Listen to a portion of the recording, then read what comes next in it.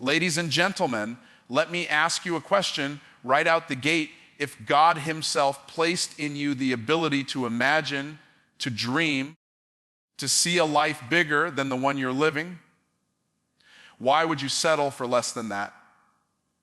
See, here's what most people do.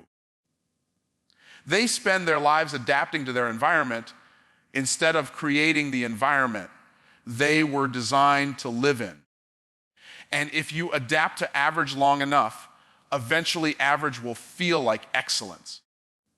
And you'll miss the greatness that was inside you all along. Let me ask you a serious question right now. How many opportunities have you walked away from, not because you weren't capable, not because you weren't qualified, but because you talked yourself out of it? See, the greatest thief of your dream is not the world around you. It's the negotiation that happens inside your own mind. Every time you say, I'll start when I'm ready, I'll move when the timing is perfect, I'll do it when I have more money, more connections, more confidence.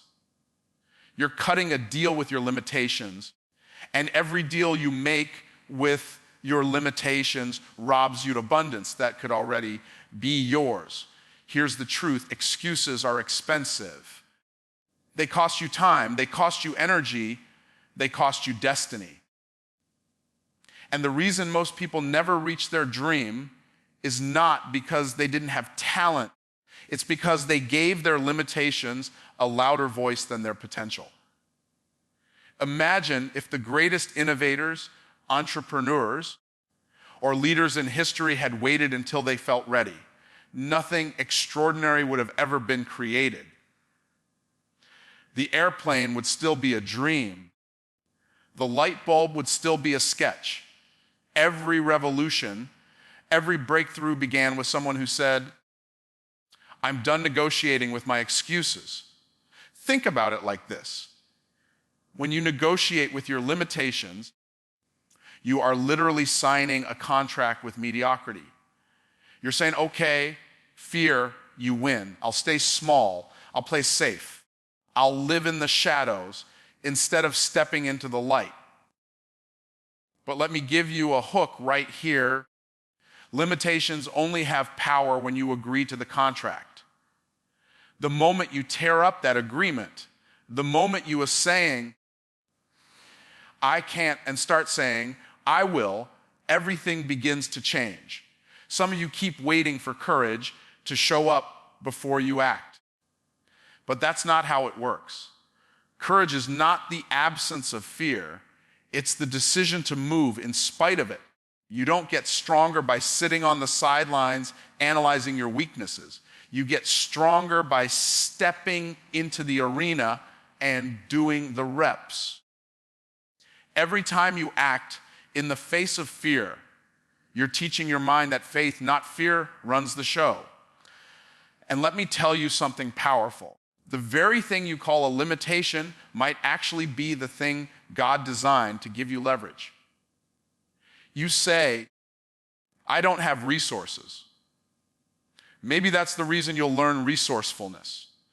You say, I don't have support. Maybe that's the reason you'll discover resilience. You say, I don't know where to start. Maybe that's the reason you'll become a master of starting small. The obstacle is not in the way, the obstacle is the way. Your so-called limitation is the raw material for your transformation. Now, here's the hook I want you to take with you. Stop asking your limitations for permission. They will never give it. Stop consulting your fears about your future. They don't know the plan. Stop negotiating with small thinking when greatness is calling your name. You've been equipped with the ability to create, to build, to expand, but the first step is refusing to sell yourself short. If you're willing to stop negotiating with your limitations, something incredible happens. You begin to see opportunities where you once only saw obstacles. You start saying yes to possibilities you used to dismiss. You begin to attract resources, connections, and ideas that match the level of your decision. Because the universe doesn't respond to hesitation, it responds to commitment. The dream in your heart doesn't need you to be perfect. It just needs you to stop making excuses. Don't tell yourself you're too old, because as long as you're breathing, you're not done. Don't tell yourself you don't have enough time, because you make time for what matters. Don't tell yourself you don't have the money, because money flows to value, and value comes from creation. What matters is not what you lack, it's what you're willing to unleash. So today, you get to choose. Keep negotiating with your limitations and stay exactly where you are, or tear up that contract, walk away from those excuses, and step into the abundance that was waiting for you all along. When most people think about their future, they think about it like it's this faraway destination, something they'll arrive at one day, if they just wait long enough. But here's the truth I need you to catch: your future is not some mystical event waiting to happen. Your future is being created right now, in this moment, by the choices you make today. Every decision you make is like a seed planted in the soil of time. And the harvest of your life will not be determined by what you hoped for, but by what you planted when you had the chance. Think about this. If you want an abundant tomorrow, you cannot keep sowing scarcity today. If you want a strong financial future, you cannot keep making weak financial decisions right now. If you want better health, you cannot keep treating your body like it's optional. Too many people are wishing for a different future while repeating the exact same patterns in the present. That's like putting corn seeds in the ground and expecting an apple tree to grow. It doesn't work that way. The harvest always reflects the seed. Let me drop a hook right here. The person you will be 5 years from now is already being built by the person you are willing to be today. If you want to meet a better version of yourself down the road, then you've got to start shaping that version right now. You cannot escape the reality that your future self is the direct result of your present habits. If your current habits don't line up with your vision, then your habits, not your dream, will win. Most people live on autopilot. They let their present be a repetition of their past, so their future looks exactly the same as yesterday. That's why some people live the same year 40 times and call it a life. But you don't have to repeat the cycle.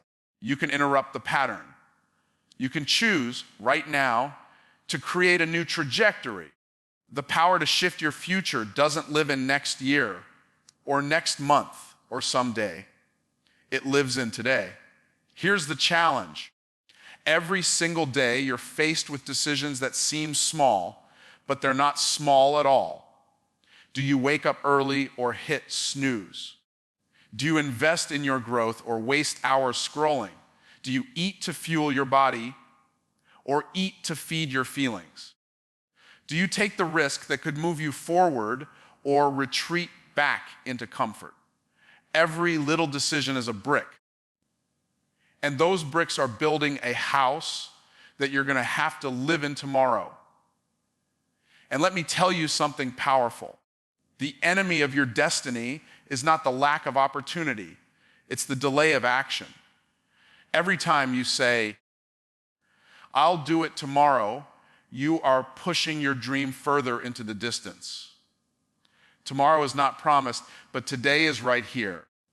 What you do today matters more than what you plan to do later, because later doesn't exist until you get there. And some people spend their entire lives preparing to start instead of just starting. Let me give you another hook. Don't confuse activity with progress. Just because you're busy doesn't mean you're building. The question is not aim, I'm moving, but aim, I'm moving in the right direction. If you don't know where you're headed, any road will get you there, but that road will not take you to your destiny. Intentional action today is what unlocks intentional results tomorrow. The good news is this: you don't have to change everything in one day. You just have to make consistent choices that align with your vision. If you can be faithful with small decisions today, you'll be trusted with greater opportunities tomorrow. Think of it like compound interest. Small deposits of discipline made daily will create a future of abundance that will shock you. So here's the challenge I'm giving you. Stop living like the future is something you'll stumble into. Start living like the future is something you're building. Your dream is not waiting for more time, it's waiting for more action. Your destiny is not waiting for more chances, it's waiting for more choices. The life you want doesn't begin later, it begins now, in the present moment, with the decisions you're willing to make today. Fear is a master salesman. It knows exactly how to pitch you on all the reasons why you shouldn't move forward. Fear will come to your doorstep with a long list of what could go wrong, and it will show you the price tag of every risk. But here's the problem. Fear will always show you the cost of action, and it will never show you the cost of inaction. Fear says, if you try, you might fail. But faith says, if you try, you might succeed, and succeed beyond anything you imagined. The real tragedy is not in failing. The real tragedy is in never finding out what would have happened if you had believed enough to take the leap. Think about how many people live their entire lives paying the cost of fear without ever reaping the reward of faith. They don't write the book because they're afraid of criticism. They don't launch the business because they're afraid of failure. They don't step into their calling because they're afraid of rejection. And yet, by trying to avoid those possibilities, they end up living in the worst case scenario by default, stuck, frustrated, unfulfilled. Fear charges you interest every single day. You let it dominate your decisions. Here's the hook. Fear magnifies the risk. Faith magnifies the reward. Fear is like a magnifying glass on the problem. It makes everything look bigger and scarier than it really is. Faith, on the other hand, is a telescope on the promise. It lets you see beyond the obstacle to the opportunity. The question is, which lens are you looking through? Because if you keep staring through fear's magnifying glass, you'll convince yourself that staying small is safer, when in reality, staying small is the most dangerous thing you can do. I want you to imagine this for a moment. You're standing at the edge of a cliff, and on the other side is everything you've ever wanted: freedom, success, impact, abundance. Between you and that life is a gap. Fear stands next to you and says, if you jump, you might fall. Faith whispers, if you jump, you might fly. The gap doesn't shrink because you stand there longer. It only closes when you take the leap. Fear will paralyze you, but faith will propel you. Let's get practical. Every time you make a decision, you have to ask yourself, am I making this choice because of fear, or am I making this choice because of faith? Fear-based decisions always lead to regret. They shrink your world, they lower your standards, they keep you trapped in cycles you were never meant to stay in. Faith-based decisions, on the other hand, expand your world. They open doors, attract opportunities, and release the kind of creativity that only shows up when you step outside your comfort Zone, here's another hook you need to carry with you. Fear counts the cost of trying, but faith counts the cost of not trying. Faith says, what will it cost me if I never step into my purpose? What will it cost me if I never take this opportunity? What will it cost me if I let my dream die inside me? When you start looking at the reward of faith instead of the price tag of fear, you begin to realize that the greater risk is not in doing, it's in delaying. The reality is this: you're going to pay a price either way. You can pay the price of discipline, or you can pay the price of regret.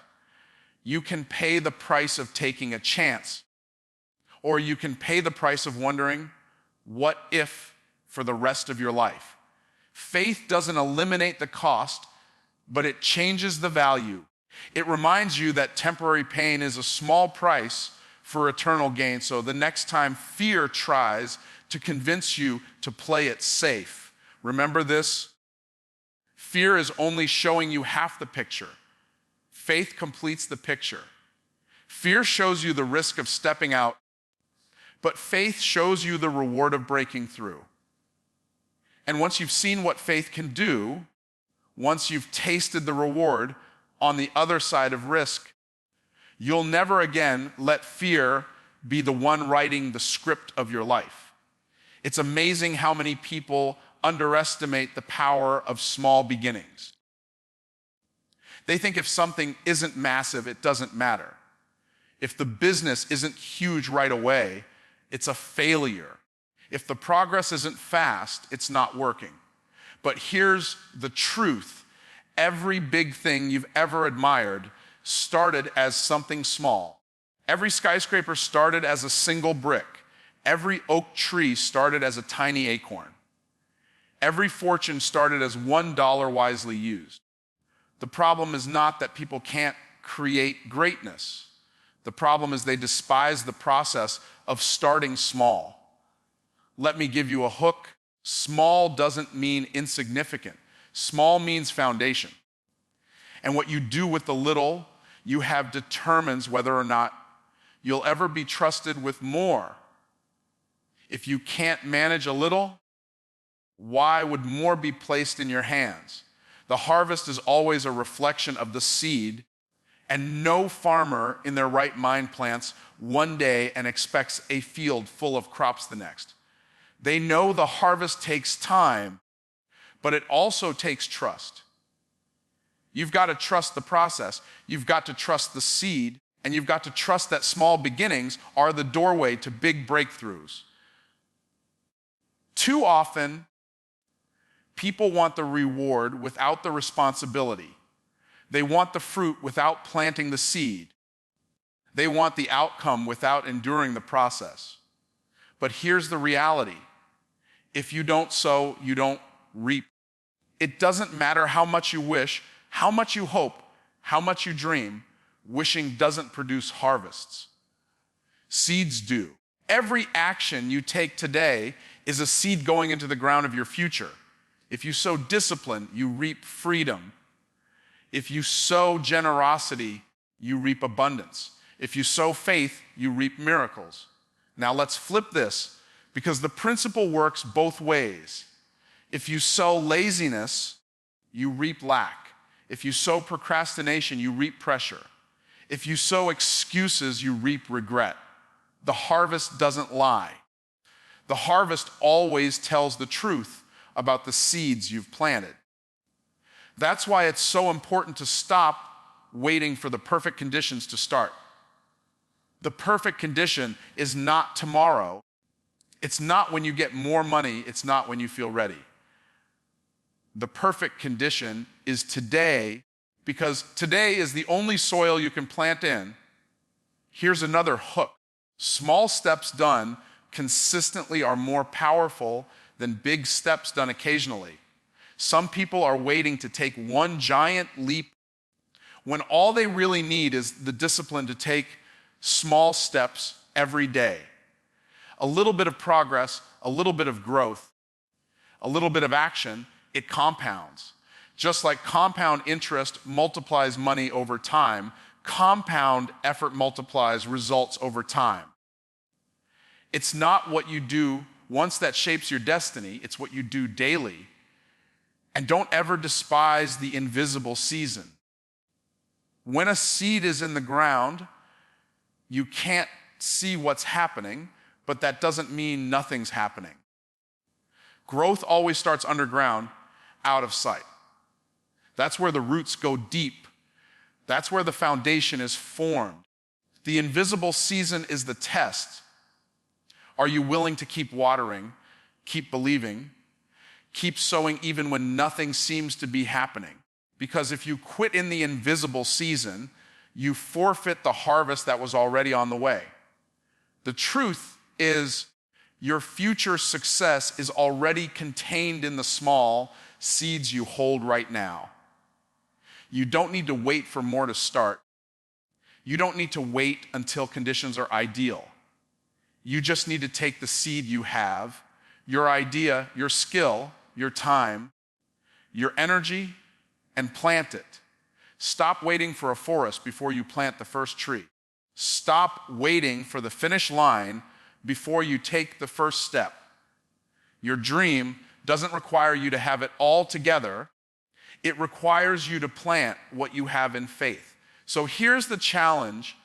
Don't despise small beginnings, and don't dismiss small actions. Because those little things you do today, the phone call you make, the page you write, the workout you commit to, the habit you establish, those are seeds. And when you sow them with consistency and faith, they will produce a harvest far greater than you imagined. Small seeds produce big harvests, always. One of the most dangerous places to live is not at the bottom, it's in the middle.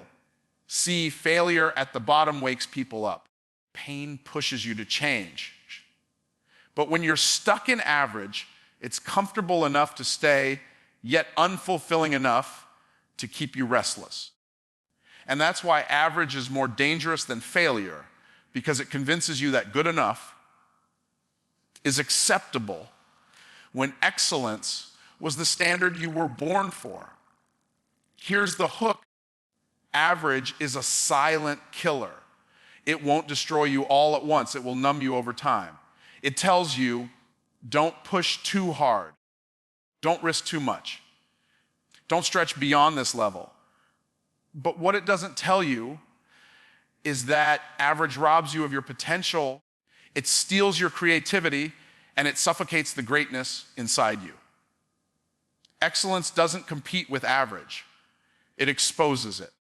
The moment you step into excellence, you realize how small you were living all along. Most people don't miss their destiny because they aimed too high and fell short. They miss it because they aimed too low and hit the target. They settle for average jobs, average health, average relationships, average faith. And then they wonder why they feel unfulfilled.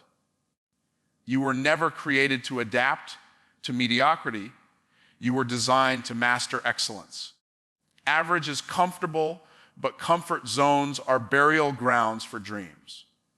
Think about it like this. When you adapt to average long enough, average starts feeling like excellence. You stop noticing the gap between what you're doing and what you're capable of. You convince yourself, I'm doing fine, when deep down you know you were built for more. And here's the real tragedy. Average people often look at excellence and call it extreme, when in reality it's just normal for those who refuse to settle. Let me give you another hook. Excellence is not an act, it's a habit. You don't become excellent by accident, you become excellent on purpose. Excellence is doing the best you can with what you have every single time. It's refusing to cut corners. It's refusing to treat your calling casually. Excellence says, I will not deliver anything less than my best, because my best is the standard. And when you live with that mindset, average can't hold you anymore. The difference between average and excellence is often small in the moment, but massive in the results. Average says, that's good enough. Excellence says, I can make it better. Average stops at 90%. Excellence goes the extra 10. Average does what's required. Excellence does what's possible. And that little gap, that commitment to go beyond, is where greatness lies. Here's the truth. Excellence is not about competing with other people. It's about competing with yourself. It's looking in the mirror and asking, am I operating at the level I know I'm capable of? Because excellence is not external, it's internal. It's the standard you set for yourself when no one is watching. If you only perform when people are looking, that's not excellence. That's performance. True excellence is private before it's public. And let me say this, average costs you more than you think. It costs you opportunities because people don't open big doors for small effort. It costs you influence because no one is inspired by mediocrity. And it costs you fulfillment because deep down you'll always know you settled.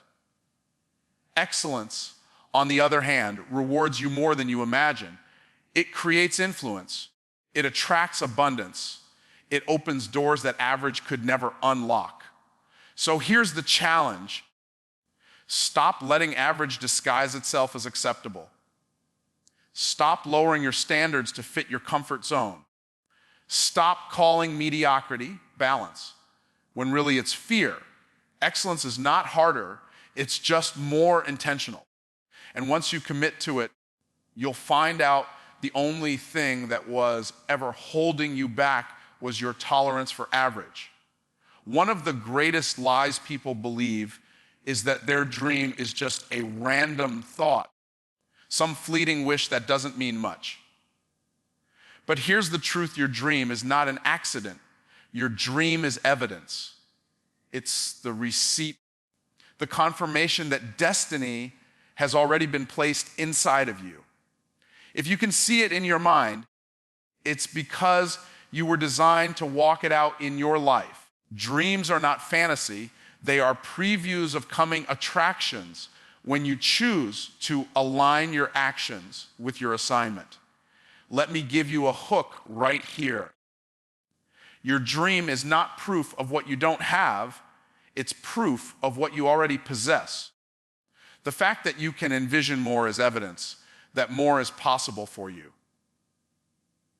God doesn't show you a vision just to tease you. He shows you the vision because He already put the provision somewhere in your path. But provision only shows up when you start moving in the direction of the vision. Too many people discount their dream because it feels bigger than their current reality. They say, who am I to think that big? Who am I to build something like that? Who am I to chase that kind of vision? Let me tell you, who are you not to? You were created with intention. You were wired with greatness.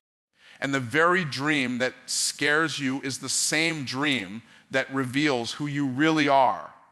If it doesn't scare you a little, it's probably not big enough to be destiny. Here's another hook. The size of your dream is the measure of your assignment.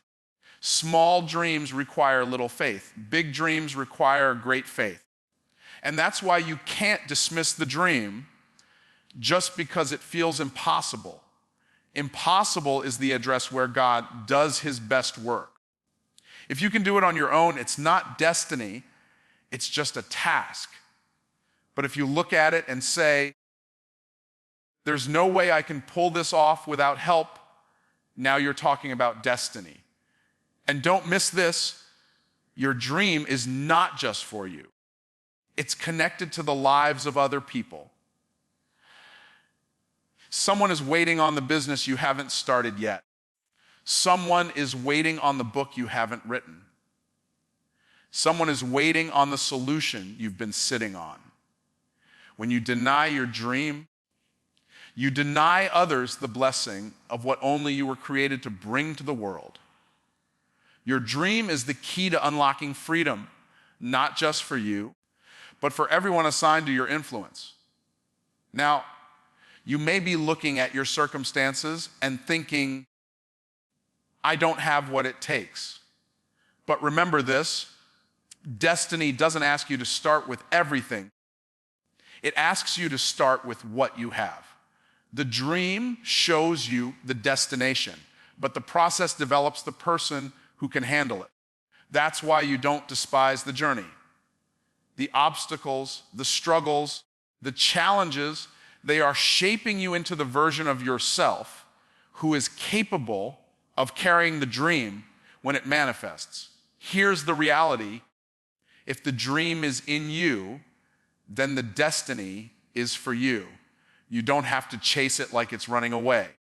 You simply have to align your actions, discipline your habits, and walk with faith step by step until what you saw in your spirit becomes visible in your reality.